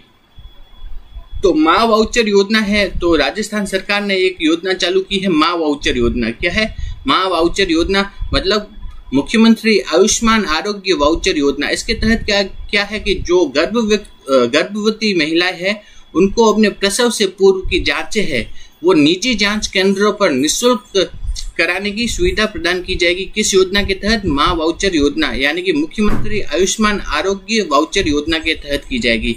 नेक्स्ट हम देखते हैं अगला कि जल जीवन मिशन क्या है। जल जीवन मिशन, उसके बारे में देखते हैं। जल जीवन मिशन क्या है? तो जल जीवन मिशन इसके अंतर्गत क्या है, 25 लाख ग्रामीण घरों में नल से जल पहुंचाने का लक्ष्य रखा गया है। तो जल जीवन मिशन जो आपके बजट में दिया गया है उसमें क्या है, 25 लाख घरों में नल से जल पहुंचाने का लक्ष्य रखा गया है। कितने? 25 लाख ग्रामीण घरों में। तो जल जीवन मिशन किसके लिए है? मेनली ग्रामीण घरों के लिए है। और जबकि जो अमृत मिशन है, अमृत मिशन या अमृत 2.0 मिशन, वो किनके लिए है? वो है शहरी क्षेत्र के परिवारों के लिए। तो ये भी याद रखना है कि जल जीवन मिशन किनके लिए है? ग्रामीण परिवारों के लिए। और जो अमृत मिशन है वो है शहरी क्षेत्र के परिवारों के लिए। तो जल जीवन मिशन के अंतर्गत क्या है? जल जीवन मिशन के अंतर्गत क्या है, 25 लाख जो ग्रामीण परिवार है, ठीक है, ग्रामीण घरों में नल से जल पहुंचाने का लक्ष्य रखा गया है। किसके अंतर्गत? जल जीवन मिशन के अंतर्गत रखा गया है। ठीक है, तो जल जीवन मिशन किनके लिए है? ग्रामीण परिवारों में पेयजल उपलब्ध करवाने के लिए है जल जीवन मिशन। और इसमें जो खर्च कितना आएगा, वो आएगा 15,000 करोड़ रुपए का खर्च आएगा जल जीवन मिशन में। नेक्स्ट हम देखते हैं अमृत मिशन। अमृत मिशन 2.0, अमृत 2.0 मिशन है वो किसके लिए है? तो अमृत मिशन है वो किसके लिए? शहरी क्षेत्रों में है। और जबकि जो जल जीवन मिशन है वो है ग्रामीण क्षेत्र के परिवारों में। तो अमृत मिशन 2.0 है, उसके तहत क्या है, 183 शहरी क्षेत्रों में पेयजल की व्यवस्था को सुधार किया जाएगा। अमृत मिशन 2.0 के तहत क्या है, 183 जो शहरी क्षेत्र है उनमें पेयजल की व्यवस्था को क्या किया जाएगा, सुधार किया जाएगा। और इसमें खर्च आएगा लगभग 5,180 करोड़ रुपए का खर्च आएगा। तो अमृत मिशन किसके लिए है? शहरी क्षेत्र के परिवारों के लिए। और जल जीवन मिशन है वो किसके लिए है? वो है ग्रामीण जल जीवन मिशन है वो है ग्रामीण परिवारों के लिए। और जबकि अमृत मिशन है वो किसके? शहरी क्षेत्र के परिवारों के लिए है। तो आगे हम देखते हैं 60 वर्ष से अधिक आयु के वृद्ध जनों हेतु जिला अस्पतालों में क्या बनाए जाएंगे। तो 60 वर्ष से अधिक आयु के जो वृद्ध जन है उनके लिए जो जिला अस्पताल है उनमें बनाए जाएंगे रामाश्रय वार्ड। क्या बनाए जाएंगे? रामाश्रय वार्ड बनाए जाएंगे, जो कि 60 वर्ष से अधिक आयु के जो वृद्ध जन है उनके लिए जिला अस्पतालों में उनको अच्छी सुविधा मिल पाए, इसके लिए बनाए जाएंगे रामाश्रय वार्ड। क्या बनाए जाएंगे? रामाश्रय वार्ड बनाए जाएंगे। नेक्स्ट हम देखते हैं लखपति दीदी योजना। कौन सी है? लखपति दीदी योजना। इसके तहत लाभान्वित होने वाली महिलाओं की संख्या 5 लाख से बढ़ाकर कितनी कर दी गई है? 15 लाख महिलाएं। तो लखपति दीदी योजना है, उसके तहत कितनी महिलाओं को लाभ देते थे? पहले 5 लाख महिलाओं को लाभ दिया जाता था, लेकिन अब इसकी संख्या बढ़ाकर कितनी कर दी गई है? 15 लाख महिलाएं कर दी है लखपति दीदी योजना के तहत। आगे हम देखते हैं अगला पीएम सूर्य घर मुफ्त बिजली योजना। क्या है? पीएम सूर्य घर मुफ्त बिजली योजना, प्रधानमंत्री सूर्य घर मुफ्त बिजली योजना, इसके बारे में देखते हैं। तो पीएम सूर्य घर मुफ्त बिजली योजना, इसके तहत क्या है, प्रत्येक जिले में आदर्श सौर ग्राम स्थापित किए जाएंगे। तो प्रत्येक जिले में जो आदर्श सौर ग्राम है वो किस योजना के तहत स्थापित किए जाएंगे? वो है पीएम सूर्य घर मुफ्त बिजली योजना के तहत किए जाएंगे। अब ये आदर्श सौर ग्राम स्थापित तो कर देंगे, तो इनका आगे काम क्या है? तो इन आदर्श सौर ग्राम है ना, जो ये आदर्श सौर ग्राम है, इनमें 2 मेगावाट तक की सोलर पावर प्लांट की स्थापना हेतु 40% का अनुदान दिया जाएगा। तो पीएम सूर्य घर मुफ्त बिजली योजना, इसके तहत पहले तो क्या है, प्रत्येक जिले में क्या स्थापित करेंगे? आदर्श सौर ग्राम स्थापित करेंगे। ठीक है, अब ये आदर्श सौर ग्राम स्थापित कर दिया, तो अब इस आदर्श सौर ग्राम में क्या है, 2 मेगावाट तक की सोलर पावर प्लांट की स्थापना की जाएगी। और इस 2 मेगावाट के सोलर पावर प्लांट की स्थापना के लिए कितना, 40% का क्या दिया जाएगा, अनुदान भी दिया जाएगा। ठीक है, तो ये थोड़ा याद रख लेना कि पीएम सूर्य घर मुफ्त बिजली योजना, इसके तहत क्या है कि प्रत्येक जिले में क्या करेंगे, आदर्श सौर ग्राम स्थापित करेंगे। और आदर्श सौर ग्राम क्या है, में क्या है, 2 मेगावाट तक के सोलर पावर प्लांट की स्थापना की जाएगी। और इस 2 मेगावाट के जो सोलर पावर प्लांट की स्थापना के लिए कितना लोन दिया जाएगा, वो 40% तक का अनुदान दिया जाएगा। कितना, 40% तक का अनुदान दिया जाएगा। नेक्स्ट देखते हैं, ये इंपॉर्टेंट है, पूछ सकते हैं आपसे एग्जाम में कि जो आईआईटी है इंडिया में, आईआईटी से ना बहुत, IIT Jodhpur, IIT Kharagpur, IIT Kanpur, IIT Delhi, तो इन सभी आईआईटी की तर्ज पर राजस्थान में भी क्या, आरआईटी का फुल फॉर्म क्या है, राजस्थान प्रौद्योगिकी संस्थान। तो IIT की तर्ज पर राजस्थान में क्या RIT यानी राजस्थान प्रौद्योगिकी संस्थान खोले जाएंगे। और राजस्थान प्रौद्योगिकी संस्थान कहाँ कहाँ पे खोले जाएंगे, वो खोले जाएंगे अजमेर, बीकानेर तथा भरतपुर, इन 3 स्थानों पर खोले जाएंगे क्या RIT यानी राजस्थान प्रौद्योगिकी संस्थान खोले जाएंगे। नमस्कार साथियों, मैं योगेश जोशी और इस क्लास में हम 16 अगस्त 2024 के राजस्थान करंट अफेयर्स के बारे में पढ़ेंगे। तो शुरू करते हैं। सबसे पहले देखते हैं उप मुख्यमंत्री श्रीमती दिया कुमारी ने किस महोत्सव को टूरिज्म कैलेंडर में शामिल करने की घोषणा की है। तो वो है मीरा महोत्सव। मीरा महोत्सव को टूरिज्म कैलेंडर में शामिल करने की घोषणा की है और किन्होंने की है, श्रीमती दिया कुमारी ने की है। आगे देखते हैं राजस्थान के किन व्यक्तियों को 2024 का अर्जुन पुरस्कार तथा द्रोणाचार्य पुरस्कार प्रदान किया गया है। तो अर्जुन पुरस्कार मिला है, वो तो मिला है दिव्य कीर्ति सिंह राठौड़ को, जो किसकी खिलाड़ी है, घुड़सवारी की खिलाड़ी है, उनको मिला है अर्जुन पुरस्कार। तो राजस्थान की दिव्य कीर्ति सिंह है जो कि घुड़सवारी की खिलाड़ी है, उनको मिला है अर्जुन पुरस्कार। जबकि महावीर प्रसाद सैनी जो कि पैरा एथलेटिक्स के कोच है, उनको मिला है द्रोणाचार्य पुरस्कार। तो 2024 का अर्जुन पुरस्कार तो मिला है राजस्थान की कौन सी खिलाड़ी, दिव्य कीर्ति सिंह जो है वो घुड़सवारी के खिलाड़ी है, उनको मिला है अर्जुन पुरस्कार। जबकि महावीर प्रसाद सैनी पैरा एथलेटिक्स के कोच है, उनको मिला है द्रोणाचार्य पुरस्कार। ठीक है, नेक्स्ट हम देखते हैं जैसलमेर के रामदेवरा तथा सम, इन 2 जगह पे क्या है, गोडावन के कंजर्वेशन ब्रीडिंग सेंटर खोला जाएगा। जैसलमेर के रामदेवरा तथा सम में क्या है, गोडावन कंजर्वेशन सेंटर खोला जाएगा। नेक्स्ट हम देखते हैं एक पेड़ माँ के नाम। एक पेड़ माँ के नाम ये जो कार्यक्रम है ये किन्होंने चालू किया, पीएम मोदी ने चालू किया है। ठीक है, हमारे जो प्रधानमंत्री है उन्होंने चालू किया है। कब चालू किया है, 5 जून 2024 को पर्यावरण दिवस के उपलक्ष्य में चालू किया है। और इसके तहत क्या लक्ष्य रखा गया है, इसके तहत लक्ष्य रखा है 7 करोड़ पेड़ लगाने का लक्ष्य रखा गया है एक पेड़ माँ के नाम कार्यक्रम के तहत।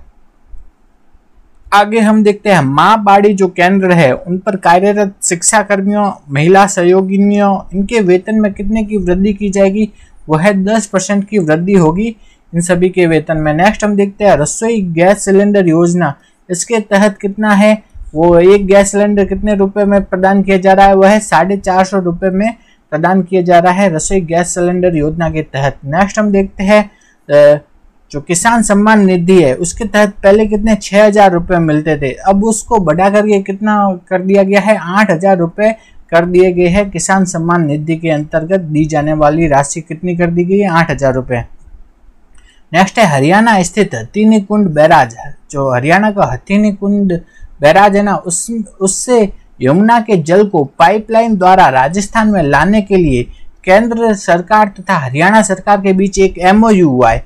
ठीक है, तो क्या है, यमुना के जल को है ना कहाँ, जो हरियाणा का हथीनी कुंड बैराज है वहां से क्या पाइपलाइन में डालकर यमुना के जल को राजस्थान में लाने के लिए हरियाणा और जो केंद्र की सरकार है उसके बीच MOU हुआ है। तो जब ये जल आ जाएगा ना राजस्थान में, तो इससे लाभान्वित कौन कौन से जिले होंगे, तो उससे राजस्थान के 3 जिले लाभान्वित होंगे, वो है सीकर, चूरू और झुंझुनू। ये 3 जिले राजस्थान के लाभान्वित होंगे इससे। नेक्स्ट हम देखते हैं संशोधित पार्वती कालीसिंध चंबल लिंक परियोजना, या इसे क्या भी कहा जाता है, एकीकृत PKC ERCP। ठीक है, एकीकृत PKC ERCP भी कहा जाता है। उसके द्वारा पूर्वी राजस्थान के कितने जिले को पेयजल और सिंचाई की समस्या दूर होगी, इसके द्वारा राजस्थान के कितने जिले लाभान्वित होंगे, वह पूर्वी राजस्थान के 21 जिले लाभान्वित होंगे। कौन सी योजना के तहत, संशोधित पार्वती कालीसिंध चंबल लिंक परियोजना, या उसे क्या भी कहा जाता है, एकीकृत PKC ERCP। इसके तहत राजस्थान के पूर्वी राजस्थान के कितने जिले लाभान्वित होंगे, 21 जिले लाभान्वित होंगे। सबसे पहले हम देखते हैं पहला राष्ट्रीय अंतरिक्ष दिवस कब मनाया जाएगा। तो पहला राष्ट्रीय अंतरिक्ष दिवस मनाया जाएगा 23 अगस्त 2024 को मनाया जाएगा। तो आने वाली जो 23 तारीख है अगस्त की, उसमें पहला राष्ट्रीय अंतरिक्ष दिवस मनाया जाएगा। तो ये राष्ट्रीय अंतरिक्ष दिवस मनाया क्यों जाता है, क्योंकि चंद्रयान 3 है उसके जो चंद्रमा पर सफल लैंडिंग कब हुई थी, वो हुई थी 23 अगस्त को हुई थी। ठीक है, तो 23 अगस्त को हुई थी। उसी उपलक्ष्य में क्या अब घोषणा कर दी गई है कि हर साल 23 अगस्त को क्या मनाया जाएगा, राष्ट्रीय अंतरिक्ष दिवस। और तो यह अभी 2024 में जो ये कौन सा है, पहला राष्ट्रीय अंतरिक्ष दिवस मनाया जाएगा। तो पहला राष्ट्रीय अंतरिक्ष दिवस मनाया जाएगा 23 अगस्त 2024 को। नेक्स्ट हम देखते हैं एक ऐप बनाया गया है किसान साथी ऐप। यह ऐप किसने बनाया? यह बनाया है राष्ट्रीय जल विज्ञान संस्थान रुड़की के द्वारा बनाया गया है। तो राष्ट्रीय जल विज्ञान संस्थान रुड़की ने क्या बनाया है? किसान साथी ऐप। तो ये किस चीज के लिए है? ये है धौलपुर की पार्वती जो सिंचाई परियोजना है उसके किसान इससे लाभान्वित होंगे। तो धौलपुर की पार्वती सिंचाई परियोजना के किसान लाभान्वित होंगे किसान साथी ऐप से। नेक्स्ट हम देखते हैं आगे, विदेशों में उच्च शिक्षा प्राप्त करने के लिए राज्य सरकार ने एक योजना चालू की है, उसका नाम है Swami Vivekananda scholarship for academic excellence. ठीक है, Swami Vivekananda scholarship for academic excellence किसके लिए है? जो व्यक्ति विदेशों में उच्च शिक्षा प्राप्त करना चाहता है ना, उसे स्कॉलरशिप मिलती है इस योजना के तहत। नेक्स्ट हम देखते हैं, अभी मुख्यमंत्री श्री भजनलाल जी शर्मा ने जैसलमेर का दौरा किया था। तो उसमें दौरे में जैसलमेर में क्या बजट में क्या क्या घोषणा की गई है वो देखते हैं। तो जैसलमेर के जो बोडाना है, बोडाना वहां पे क्या बनेगा? Solar park. तो सोलर पार्क कहाँ बनेगा? जैसलमेर के बोडाना में क्या बनेगा? Solar park. नेक्स्ट हम देखते हैं fossil park and open rock museum. Fossil park and open rock museum कहाँ बनेगा? तो वो बनेगा जैसलमेर के जो खाबा पोर्ट परिसर है वहां पे बनेगा fossil park and open rock museum बनेगा जैसलमेर के खाबा में। नेक्स्ट हम देखते हैं जीरा मंडी। जीरा मंडी कहाँ बनेगी? वो बनेगी जैसलमेर में। तो ये घोषणाएं बजट में की गई थी, तो इम्पोर्टेंट है, पूछ सकते हैं अपन से। तो सोलर पार्क है वो कहाँ बनेगा? वो बनेगा जैसलमेर के बोडाना में। खाबा में क्या बनेगा? Fossil park and open rock museum. और जैसलमेर में क्या स्थापित की जाएगी? जीरा मंडी। नेक्स्ट हम देखते हैं 14 अगस्त 2024 को राजस्थान डिजिटल हेल्थ मिशन इसका शुभारंभ हुआ है। राजस्थान डिजिटल हेल्थ मिशन का शुभारंभ हुआ है 14 अगस्त 2024 को। इसके अंतर्गत क्या है? चिकित्सा तंत्र क्या होगा? ऑनलाइन हो जाएगा इस के तहत। नेक्स्ट हम देखते हैं स्वतंत्रता दिवस है, उस पर 3 अधिकारियों को क्या राष्ट्रपति पुलिस पदक प्रदान किया जाएगा। तो स्वतंत्रता दिवस पर राजस्थान के 3 अधिकारी है, 3 पुलिस के अधिकारी, उनको राष्ट्रीय पुलिस पदक प्रदान किया जाएगा। वो अधिकारी कौन कौन से है? वह एक पहले तो है स्मिता श्रीवास्तव, दूसरे है विनीता ठाकुर और तीसरे है विजय कुमार सिंह जी। ठीक है, तो स्मिता श्रीवास्तव जी, विनीता ठाकुर जी और क्या है? विजय कुमार सिंह। इन तीनों को क्या मिलेगा? राष्ट्रपति पुलिस पदक प्रदान किया जाएगा। नेक्स्ट हम देखते हैं स्वतंत्रता दिवस के अवसर पर राजस्थान पुलिस के सोशल मीडिया प्लेटफॉर्म पर क्या क्या नवाचार चालू हुए हैं वो देखते हैं। तो स्वतंत्रता दिवस के अवसर पर राजस्थान पुलिस के सोशल मीडिया प्लेटफॉर्म पर एक नवाचार चालू हुआ है, जैसे क्या कहते हैं पॉडकास्ट। पॉडकास्ट का नवाचार चालू किया है किसने? राजस्थान पुलिस ने अपने सोशल मीडिया प्लेटफॉर्म पर। है कि कंज्यूमर केयर अभियान, कंज्यूमर केयर अभियान राजस्थान में कब से कब तक चला जाएगा? वो है 7 अगस्त से 17 अगस्त 2024 के बीच में राजस्थान में चलाया जाएगा कंज्यूमर केयर अभियान। इस अभियान के तहत क्या किया जाएगा? तो त्योहारी सीजन में जो माप तोल में गड़बड़ी की जाती है या मिठाई के डब्बे का माप है ना मिठाई के साथ में किया जाता है, या माप तोल में होने वाली जो गड़बड़ी है उसको रोकने के लिए क्या चलाया जाएगा? कंज्यूमर केयर अभियान चलाया जाएगा राजस्थान में। कब से कब तक? 7 अगस्त से 17 अगस्त 2024 के बीच में चलाया जाएगा कंज्यूमर केयर अभियान। नेक्स्ट हम देखते हैं साइक्लोथॉन। साइक्लोथॉन क्या है? साइक्लोथॉन एक प्रकार की क्या है? साइकिल रैली है। ठीक है, तो पर्यावरण संरक्षण के लिए आयोजित की जाने वाली एक प्रकार की साइकिल रैली है साइक्लोथॉन। और साइक्लोथॉन का जो आयोजन है वो कब होगा? वो होगी साइकिल रैली होगी, वो 24 अगस्त 2024 को होगी। और कहाँ से कहाँ तक? अमर जवान ज्योति से लेकर अल्बर्ट हॉल तक जाएगी ये साइक्लोथॉन। तो ये अभी हमने देखा है 17 अगस्त 2024 का जो करंट अफेयर है। पहला तो क्या है कि कंज्यूमर केयर अभियान किसके लिए चलाया जाएगा? वो है त्योहारी सीजन में माप तोल में होने वाली गड़बड़ी है उसको रोकने के लिए चलाया जाएगा कंज्यूमर केयर अभियान। और दूसरा है साइक्लोथॉन। साइक्लोथॉन में क्या है? पर्यावरण संरक्षण के लिए आयोजन की जाने वाली साइकिल रैली है और इसका आयोजन होगा 24 अगस्त 2024 को होगा और यह अमर जवान ज्योति से अल्बर्ट हॉल तक जाएगी।